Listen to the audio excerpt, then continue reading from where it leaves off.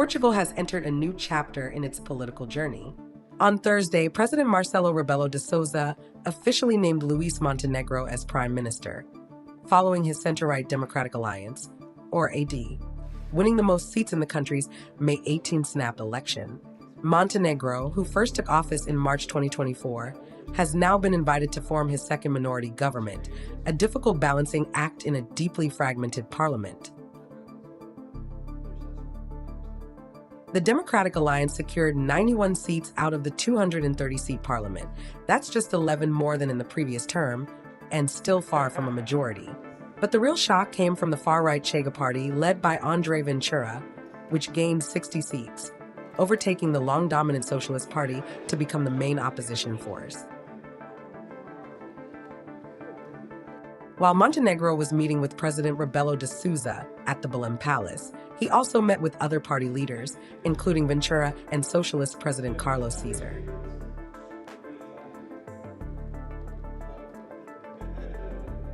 However, Montenegro has made one thing very clear. He refuses to form any alliance or coalition with Chega, citing its anti-immigration and anti-establishment stance as incompatible with his platform. This refusal means Montenegro will need to govern without a majority, relying on case-by-case support to pass legislation.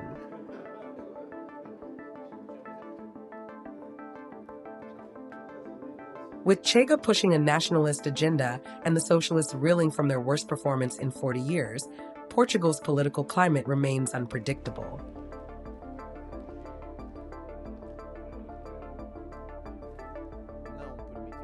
We will not allow irresponsible and unrealistic solutions to create a new political crisis at a time when the Portuguese people want stability and want an operational government and parliament capable of functioning, continuing to work, and presenting solutions for Portugal. Therefore, Chega has naturally given its guarantee that it will not obstruct the government from taking office.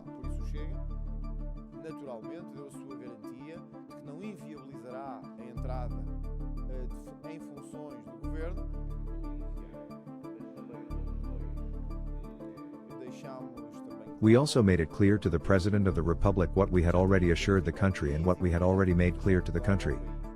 Chega was mandated to be the leader of the opposition and will exercise the functions with the responsibility of leadership of that opposition, seeking to assure the country that there is a ready and alternative majority to govern Portugal, when and how that situation arises.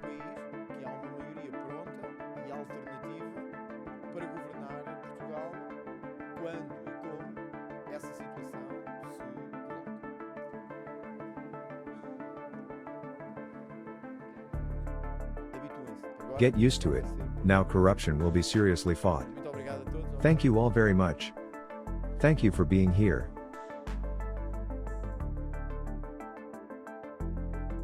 As Montenegro prepares to take office again, the real challenge will be governance in a polarized environment, especially with voters growing impatient over economic stagnation, housing crises, and growing political distrust. Portugal now stands at a crossroads. Will Montenegro be able to maintain stability, or will this minority government struggle to survive a divided parliament?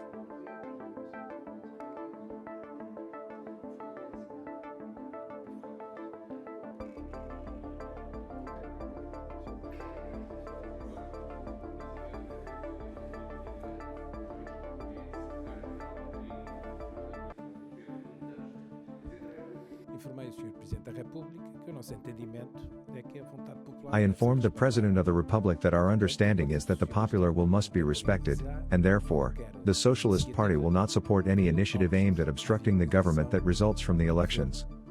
It is not about subscribing to the entire or part of the electoral program of the AD, but rather about subscribing to the understanding that the Portuguese people have of the government they want in the next legislature. Trata-se de subscrever o entendimento que os portugueses tiveram do governo que pretendem na próxima legislatura. Subscribe for more global political updates. Leave your thoughts in the comments below.